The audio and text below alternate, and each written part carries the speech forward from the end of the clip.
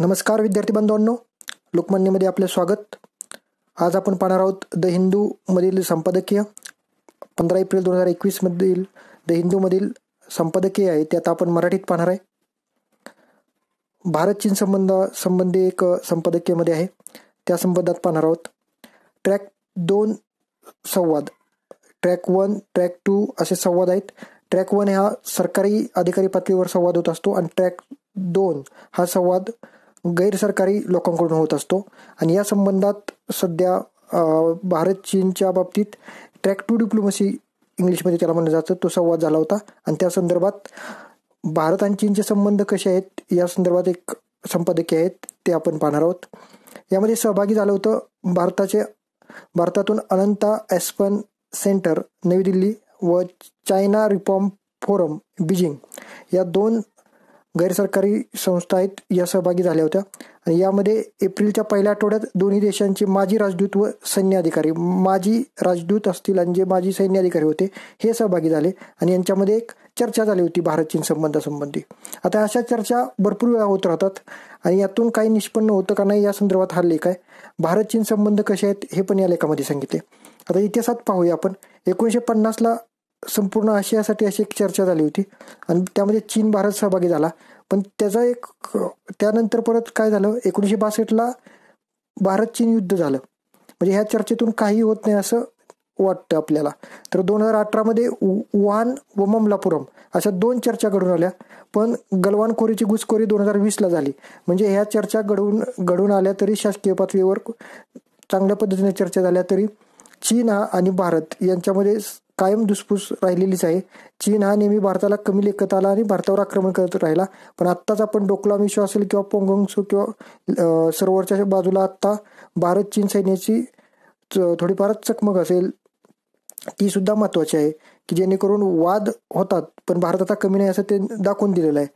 आता अशा चर्चामधून काही साध्य होत नाही असं भावना झालेली आहे. या लेखामध्ये सांगितले की ह्या चर्चा काही उपयोगाच्या नसतात. हे सरकारी पातळीवर व्यवस्थित चर्चा झाल्यात आणि चीन आणि भारत एकमेकांसोबत बसून जर हे प्रश्न सोडवले तरच महत्वाचं असू शकतं. आता आपल्या आणि चीनचं कोणकोणत्या बाबतीत तणाव आहे आपण पाहूया. भूसीमा बाबतीत आपला एक तणाव आहे, कारण आता डोकलाम बद्दल सुद्धा इश्यू झाला होता. पोंगोंगसू लेक मध्ये सुद्धा काही पॉइंट आहेत, त्या पॉइंटवर आपण जे हे करतो, टेहळणी करत असू किंवा आपण गस्त घालत असू, त्या संदर्भात चीनचे काय आक्षेप होते. आपण चीनच्या आणि भारताच्या सीमेच्या बाजूनं भारताच्या हद्दीमध्ये आता रस्ते बनवलेले आहेत, लडाखमध्ये, सिक्कीममध्ये किंवा अरुणाचल प्रदेश. यावर चीनचा आक्षेप आहे की ही चीनची जागा आहे. भारतानं सांगितलं की भारत आणि चीनच्या मध्ये जी मॅकमोहन रेषा आहे ती आम्ही मान्य केलेली आहे, पण ती चायना मान्य करत नाही. आणि यामध्ये आपण जे रस्ते बनवले ते चीन म्हणते की तुम्ही हा वाद विवादित आहे, हा भाग सगळा वादातील आहे, तुम्ही तर रस्ते बनवू नका. पण चीनच्या बाजूने रस्ते बनवलेले आहेत. त्यामुळं चीन ज्यावेळेस युद्ध होईल किंवा एखाद्या वेळेस काही करायचं असेल तर चीनला सीमेवर येणं अगदी लगेचच शक्य होणार. पण भारताच्या बाबतीत तसं नव्हतं. भारत आत्ता बीआरओ जी आहे आपली बॉर्डर रोड ऑर्गनायझेशन, यांनी तिथं रस्ते बांधलेले आहेत आणि त्यावर चीनचा आक्षेप आहे. आत्ता ज्यावेळेस पोंगोंगसू लेकच्या तिथं सैनिकांमध्ये काही वाद निर्माण झाला त्यावेळेस सुद्धा भारताची सामग्री लगेचच पोहोचली, कारण आत्ता रस्त्याचं जाळं तिथं जोरदार प्रमाणात विणलेलं आहे. यानंतर क्वाड ही भारत, जपान, ऑस्ट्रेलिया आणि USA ह्या 4 राष्ट्रांनी मिळून क्वाड्रिलॅटरल डायलॉगसाठी एक तयार केलेली संघटना आहे. हे 4 आहेत ना, हे चीनच्या विरोधी आहेत. त्यामुळे हे एकत्र आले आणि चीनला एक शह देण्यासाठी एक आपण थोडक्यात ग्रुप बनवलेला आहे. UN मधील स्थायी सदस्यत्व, चीन नेहमीच भारताला परमनंट सीट UN मध्ये मिळण्यासाठी, संयुक्त राष्ट्रामध्ये 2 सदस्यत्व असतं, अस्थायी आणि स्थायी सदस्य 5 आहेत. पण आता भारताला वाटतं की आता भारत हा लोकसंख्येने सुद्धा जगात जास्त आहे, भारत हा वेगाने प्रगती करत आहे, तर भारताला सुद्धा आता स्थायी सदस्यत्व मिळालं पाहिजे. पण चीनचा याला कायमच विरोध राहिलेला आहे. हे सदस्यत्व देताना जे स्थायी 5 सदस्य आहेत त्यांची सर्वानुमते मान्यता लागते, पण चीनची मान्यता मिळत नसल्यामुळे भारताला स्थायी सदस्य मिळण्यास आता सध्या विलंब होत आहे. यानंतर हिंदी महासागरातील अस्तित्व. आता हिंदी महासागर आहे, यामध्ये चीन नेहमीच आपल्या नौका किंवा नेव्ही सतत तिथून जात असते आणि सतत भारताला तिथं कारवाई करण्यासाठी चीन नेहमीच प्रवृत्त करत असतो. आत्ताच चीनची एक पॉलिसी आहे की स्ट्रिंग ऑफ पर्ल्स, चीननं काय केलंय तर आपल्या भारताचे जे शेजारचे देश आहेत, नेपाळ, साधारण नेपाळ असेल किंवा जलमार्गानं पाकिस्तान असेल, श्रीलंका असेल, यामधील काही पोस्ट आहेत, म्हणजे नेपाळमधील हंबरटोटा बंदर असेल, पाकिस्तानमध्ये ग्वादर बंदर असेल, हे चीननं आता सध्या लीजवर घेतले, म्हणजे भाड्याने घेतले आणि तिथं स्वतःचं नौदल किंवा स्वतःच्या व्यापारासाठी त्यांनी तिथं कार्य करायला सुरुवात केली. यामुळे काय होईल, भारताच्या बाजूने चीन एक मोत्याची माळ विणतोय, म्हणजे साधारण तिथं पोर्ट असतील किंवा भूभाग असतील यावर स्वतःचं व्यापारी पद्धतीनं जागा डेव्हलप करायची आणि चीन स्वतःचं अस्तित्व निर्माण करण्याचा प्रयत्न करतोय, जेणेकरून भविष्यात भारत तिथं चीनच्या बाजूने जर आपण भारताच्या बाजूने चीन जर असेल तर भारताला कोणत्याही पद्धतीने चीन शह देऊ शकतो. या स्ट्रिंग ऑफ पल्स ही चीनची पॉलिसी आहे, लक्षात असू द्या. भारताच्या बाजूने त्यांनी बंदर किंवा भूभागावरून त्यांनी तिथं अस्तित्व निर्माण केलेलं आहे. आता चीनचा OBOR हा एक प्रोजेक्ट आहे, वन बेल्ट वन रोड. हे काय तर आशिया व युरोपमधील अनेक देशांचे संपर्क व सहकार्य करण्यासाठी चीन काय करतो, सध्या प्राचीन रेशीम मार्ग म्हणजे आपला सिल्क रोड होता ना, तो पुनर्स्थापित करण्याचा उद्देश चीनचा आहे. सिल्क रोड होता जुन्या पद्धतीनं, जो आशिया आणि युरोपमधून जात होता. आता चीन त्याच पद्धतीनं वन बेल्ट वन रोड मार्गाने संपूर्ण आशिया आणि युरोप खंडातील काही देश जोडण्याचा प्रयत्न करतोय. पण भारताला याचा विरोध आहे, कारण पाकिस्तानमधून हा रोड गेला ना ज्यावेळेस त्यावेळेस भारताने याला विरोध केला की पाकिस्तानचा काही भूभाग अजूनही विवादित आहे, तुम्ही इथून रोड घेऊन जाऊ शकत नाही, असं भारताने आक्षेप घेतला होता. चीन स्वतःच्या दंडीलशाहीपणानं हे कार्य आता सध्या करत आहे. हे असं असतानाही चीनबद्दल भारताचे जर वाद होत असले तरी भारत आणि चीन काही आंतरराष्ट्रीय संघटना आपण फॉर्म केल्या आहेत, जशी ब्रिक. यामध्ये दोघंही सदस्य आहेत. ब्राझील असेल, रशिया असेल, इंडिया, चायना आणि साऊथ आफ्रिका या 5 देशाची म्हणून ब्रिक संघटना स्थापन झालेली आहे. हे 5 देश आहेत, हे जिम कॉन नील आहेत, यांनी सांगितलं की हे भविष्यात आर्थिकदृष्ट्या उदयास येणारे फार महत्वाचे देश आहेत आणि यावरूनच हे ब्रिक्सची स्थापना झाली होती. भारत आणि चीन हे ब्रिक्स बँक सुद्धा फॉर्म केलेली आहे की जेणेकरून ब्रिक्समधील देशांना आर्थिक उन्नतीसाठी मदत देता येईल. भारताचं आणि चीनचं जरी वाद होत असले तरी भारत काही बाबतीत चीन बरोबर सुद्धा आहे.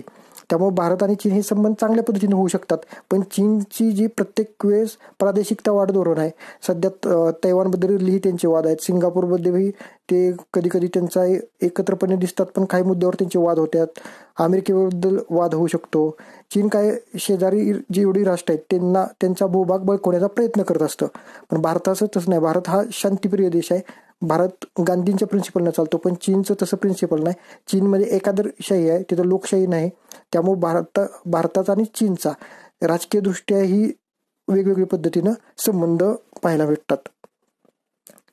आता 3 मुद्द्यावर चीनची आणि भारताची जर एकत्र बसून जर चर्चा केली तर संमती होऊ शकते. व्यापार.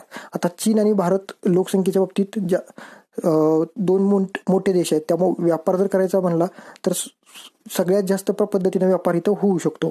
चीनचा संबंध साधारण कच्चा माल चीन जास्त प्रमाणात आयात करत नाही, पण पक्क्या मालाची बाजारपेठ सतत तो शोधत राहिलेला आहे. त्यामुळे चीनचा एक्सपोर्ट नेहमी जास्त राहिलेला आहे आणि इम्पोर्ट कमी राहिलेला आहे. पण भारतामध्ये कच्चा माल जास्त प्रमाणात तयार होतो. हा कच्चा माल आपण चीनला जर दिला तर उदाहरणार्थ आयर्न अँड स्टील चीन सगळ्यात प्रमाणात मोठ्या प्रमाणात स्वतः आयात सुद्धा करतो आणि चीनमध्ये प्रोडक्शनही होतं. कारण चीन इन्फ्रास्ट्रक्चर बाबतीत म्हणजे पायाभूत उद्योगांच्या बाबतीत फार मोठ्या प्रमाणात 1990 नंतर प्रगती करत आहे. 1990 नंतर भारत आणि चीन एकाच वेळेस प्रगती करायला सुरुवात केली, पण चीननं पायाभूत सुविधा एवढ्या फास्ट तयार केल्या त्यामुळे काय झालं, चीनमध्ये इंडस्ट्रियलायझेशन फास्ट झालं, तिथं लोकांना रोजगार जास्त प्रमाणात तयार झाले. पण भारताचं पायाभूत सुविधा सध्या कमी प्रमाणात असल्यामुळं रोजगार निर्मिती कमी होते. यासाठी आपण चीननं जर आपल्याला जर चीनकडे असणारी टेक्नॉलॉजी, सध्या आपण चीनचे काही मोबाईल वापरतोय, विवो असेल किंवा Xiaomi असेल, ह्या कंपनी जर भारतात जर यायला लागल्या तर भारतातही रोजगार निर्मिती होऊ शकते. आणि चीन एक्सपोर्ट करतोय जास्त, त्याचा एक्सपोर्टही त्या पद्धतीने कमी होईल, पण आपल्या भारतामध्ये त्या कंपन्या जर आल्या तर भारतामध्ये रोजगार निर्मिती होऊ शकेल. दुसरा सीमा प्रश्न आहे. गोग्रा पोस्ट, डँगसँग, पोंगन सरोवर, डोकलाम याबद्दल चीन नेहमी सतत सीमाबाबत भारताशी वाद होत राहिलेले आहेत. तर चीनचे हे वाद आपण चर्चात्मक मार्गाने सोडू शकतो. आत्ता चीनची 11वी फेरी चीनबरोबर भारताचे डिस्कशन झालं. कमांडर अधिकारी लेवलवर हे डिस्कशन झालं. यातून काही साध्य झालं नाही असं लक्षात आलं, कारण चीन कधीही नमती भूमिका घेत नाही. पण सध्या आता चीन आपल्या चर्चा होत असल्यापासून चीनचं एक चांगल्या पद्धतीनं आपण भूसीमावाद आता शांततेच्या मार्गाने सोडत आहे. द्विराष्ट्र संबंध. चीन आणि भारत एकमेकाचे शेजारी आहेत, त्यामुळं आपण शेजाऱ्यांच्या बरोबर चांगले संबंध ठेवले तर दोन्ही राष्ट्रांची प्रगती चांगल्या पद्धतीने होऊ शकते, हे महत्त्वाचं आहे. त्यामुळे चीन आणि भारत संबंध चांगले राहिले तर आपली प्रगती होऊ शकते. पण चीनचा आक्षेप नेहमीच भारतावर काही मुद्द्यावर राहिलेला आहे. त्यातला पहिला एक क्वाड. ही क्वाड ह्या संघटनेमध्ये अमेरिका हा चीनचा शत्रूसारखा असलेला एक देश आहे. दोघांची नेहमी ही व्यापारी स्पर्धा होत असते, त्यामुळे ते एकमेकाला नेहमी शत्रू मानतात व्यापाराच्या बाबतीत. पण भारत अमेरिकेच्या गोटात सहभागी झालेला आहे असं चीनचा आक्षेप आहे. दुसरं IPL विवो प्रायोजकत्व. काय झालं, मागच्या वर्षी चीन आणि भारताचा ज्यावेळेस वाद सुरू झाला त्यावेळेस IPLचं प्रायोजकत्व विवो ही कंपनी ही चीनची त्यांच्याकडे होतं. पण ज्यावेळेस तसं केल्यामुळे आपण विवोचं प्रायोजकत्व रद्द केलं, तर असं करण्यानं काय होतं, भारताच्या आंतरराष्ट्रीय पातळीवरची प्रतिमा मलिन होत असते. कारण आंतरराष्ट्रीय पातळीवर ज्यावेळेस व्यापार होतो किंवा एखादी गुंतवणूक येत असते ते पाहिली जाते. त्यामुळे विवोचं प्रायोजकत्व रद्द केल्यामुळे चीन सुद्धा नाराज झाला होता. आपण त्यांच्या काही ॲपवर बंदी घातलेली आहे, जसं टिकटॉक असेल. कारण चीनच्या सततच्या ह्या धोरणाला कंटाळून भारतानं आता चीनची आर्थिक कोंडी करायला सुरुवात केलेली आहे. पण आपण जर चीन बरोबर चांगले संबंध ठेवले आणि चीनही शांततेत वागले तर दोघांनाही फायदा आहे. कारण चीनच्या टेक्नॉलॉजी चांगल्या आहेत आणि ह्या टेक्नॉलॉजी कमी पैशामध्ये चीनच फक्त देऊ शकतो, कारण चीनचं प्रोडक्शन सगळ्यात जास्त आहे. आता चायना मॉडेलचे आपण कित्येक TV पाहतो, मोबाईल पाहतो. टेक्नॉलॉजी आयफोनसारखी असूनही चीनचे मोबाईल अगदी आयफोनच्या पद्धतीचे असूनही अगदी कमी पैशात मिळतात आयफोनपेक्षा. हे कशामुळे झालं चीनचं, तर चीन एक जगाचं प्रोडक्शन हाऊस आहे इलेक्ट्रॉनिकमध्ये. तर त्याच पद्धतीनं भारतातही एक सर्वात महत्त्वाचं काय, भारत हा जगाच्या औषधांचा प्रोडक्शन हाऊस आहे.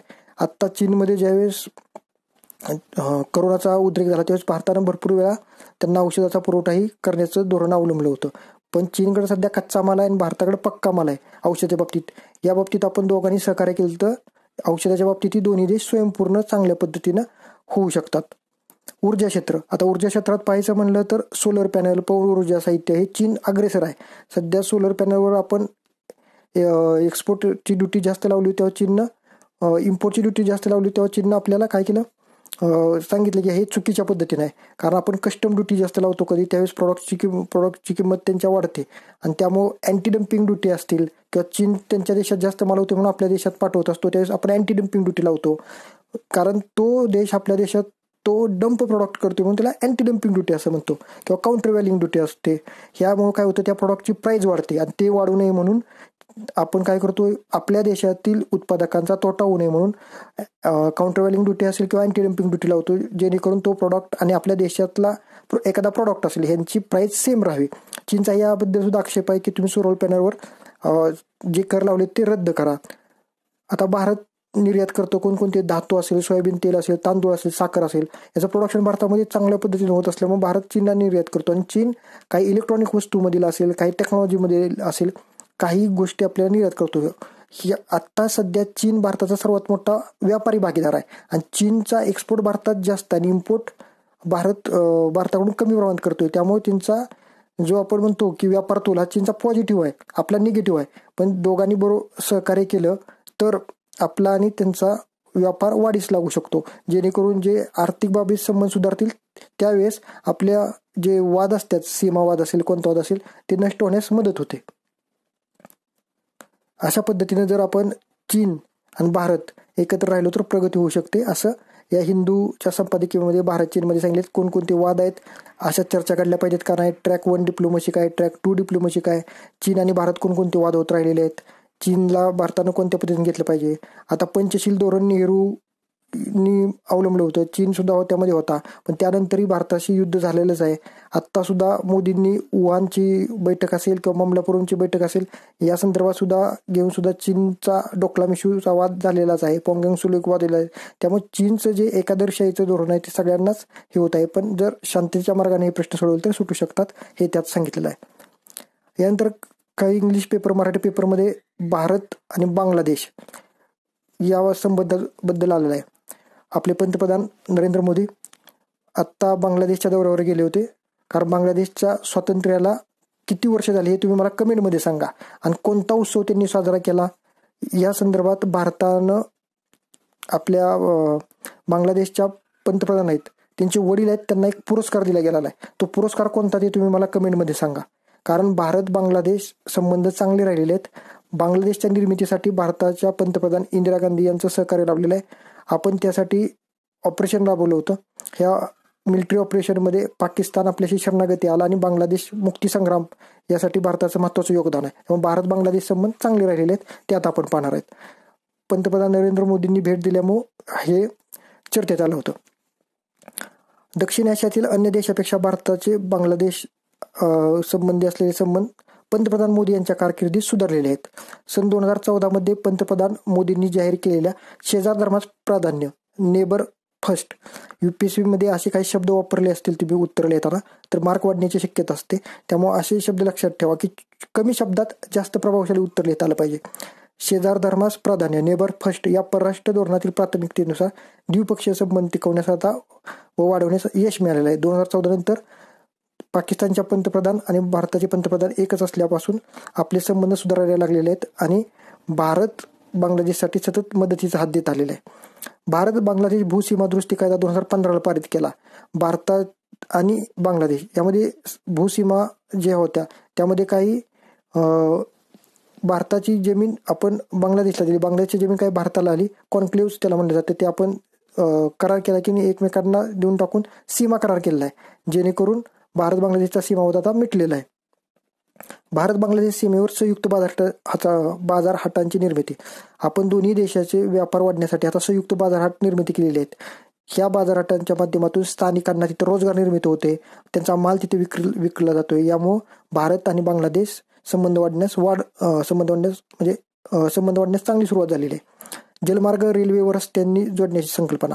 भारत बांगलादेशला जलमार्ग, रेल्वे आणि रस्त्यांनी जोडण्यासाठी मदत करत आहे. आत्ताच भारताचे पंतप्रधान नरेंद्र मोदी यांनी तिथं 3री रेल्वेगाडी भारतानं त्यांना समर्पित केली आहे.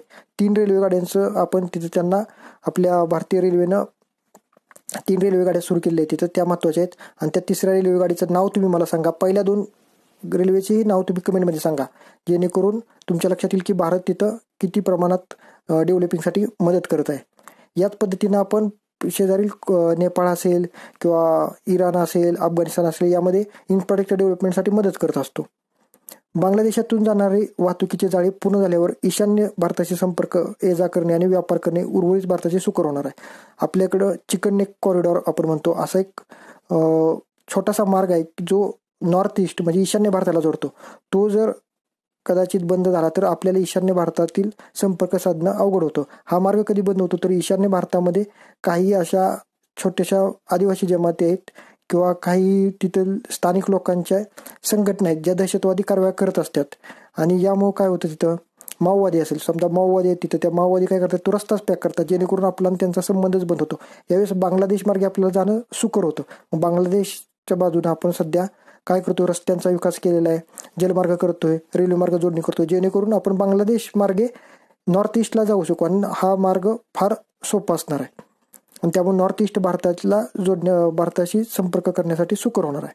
बांगलादेशसाठी व्यापार उद्यमांच्या नव्या संधी. सध्या बांगलादेशचा GDP वाढत आहे, बांगलादेशमध्ये दरडोई उत्पन्न वाढत आहे. त्यामुळे भारताशी संबंध जर चांगले राहिले तर भारतातून त्यांना आपण चांगला माल एक्सपोर्ट करू. भारत मॅन्युफॅक्चरिंग हब बनते, मेक इन इंडिया आपण राबवतोय. त्यामुळे भारतात भरपूर इंडस्ट्री आहेत.